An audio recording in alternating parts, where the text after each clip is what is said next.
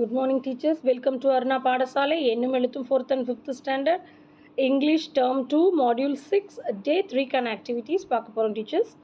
Large group activity. Large group activityல introducing formal letter. 4th standard 5th standard ரெண்டு ஸ்டாண்டர்டுக்கும் காமனாக கொடுத்துருக்குறோம்.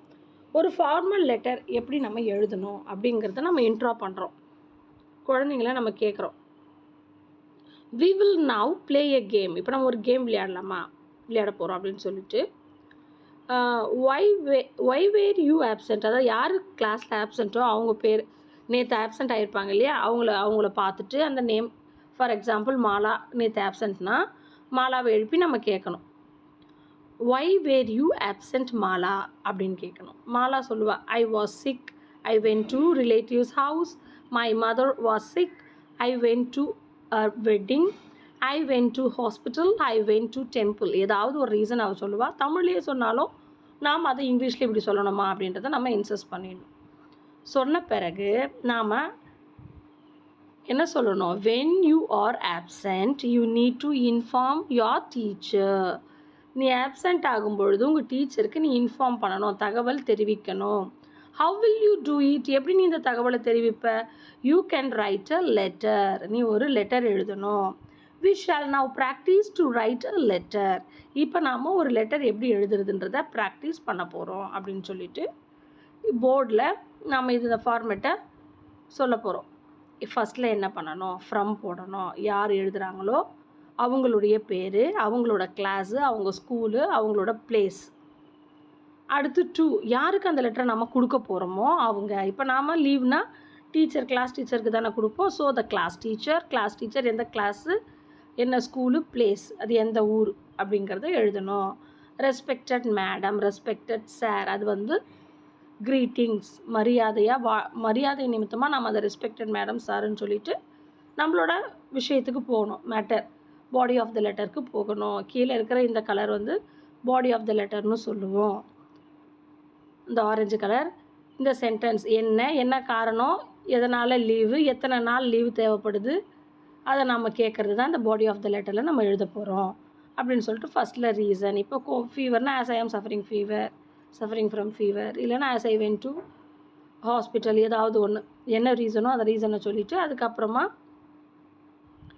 Date from to போட்டுட்டு அதை எதனால் வரலன்றது சொன்ன பிறகு, இத்தனை நாள் லீவ் வேணும்னு கேட்ட பிறகு, so I am unable to attend the class, என்னால் வர முடியலை அப்படின்ட்டு அந்த முடியலைன்றது இயலாமையே நம்ம சொல்லணும். Please grant me leave for 2 days or 3 days. அதே மாதிரி லீவு கேட்கணும், காரணத்தை சொல்லணும், என்ன காரணம், என்ன டேட்டு எல்லாத்தையும் நம்ம சொல்லிவிட்டு அது பெர்மிஷனாகவும் கேட்டுட்டு லீவ் கொடுங்கன்னு சொல்லணும். வர முடியலைன்றதை தெரிவித்து லீவும் கேட்கணுன்றது அந்த பாடி ஆஃப் த லெட்டர். இதில் தான் நம்ம அதை சொல்கிறோம். சொன்ன பிறகு தேங்கிங் யூ அப்படின்னு தேங்கிங் யூ எழுதணும். யார் எழுதுனா ஃபார்மல் லெட்டரில் அவங்களுக்கு நன்றி சொல்லணும். லெட்டரில் அவங்க எழுதின உடனே அவங்க லீவ் நமக்கு கொடுத்த மாதிரி தான். ஸோ அவங்க லீவ் நமக்கு கொடுத்துட்டாங்கும் போது அவங்களுக்கு தேங்க் பண்ணணும். அந்த இது அங்கே எழுதணும். லெஃப்டில் பிளேஸும் டேட்டும் லெஃப்ட் சைடில் எழுதணும். யாஸ் ஒபீடியன்ட்லி ரைட் சைடில் எழுதணும். ஒபீடியன்ட்லினா கீழ்ப்படிதல் உள்ள, யார் மாணவரோட பேர் கீழே, இதை எழுதணும் அப்படிங்கிறத நம்ம சொல்கிறோம்.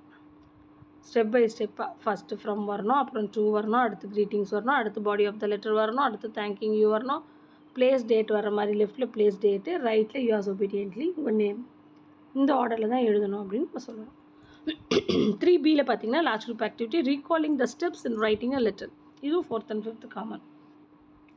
இன்ட்ரடியூஸ் பண்ண அந்த லெட்டரை ரீகால் பண்ணுறோம், ஸ்டெப்ஸ்லாம் கரெக்டாக தெரிஞ்சிருக்காங்களா அப்படின்ட்டு. அதுக்கு நாம் என்ன செய்யணும், ஃப்ரம்ன்ற வார்த்தை ஒரு சார்ட் பேப்பரில் எழுதிக்கணும், டூ எழுதிக்கணும், greetings, body of the letter, closing, signature, name, place and date, இது எல்லாம் ஒரு சார்ட்டில் பிட்டாக எழுதி வச்சுக்கிட்டு அதை நம்ம ஒட்டுற மாதிரி 2-way டேப்பு பேக்கில் போட்டு ஒட்டி வச்சுக்கணும். குழந்தைகளை நம்ம 7 டீமாக பிரிச்சுட்டு 7 டாபிக்ஸ் அவங்களுக்கு கொடுத்துட்டு அந்த டீமில் இருக்கிறவங்க அதை படித்து பார்த்துப்பாங்க.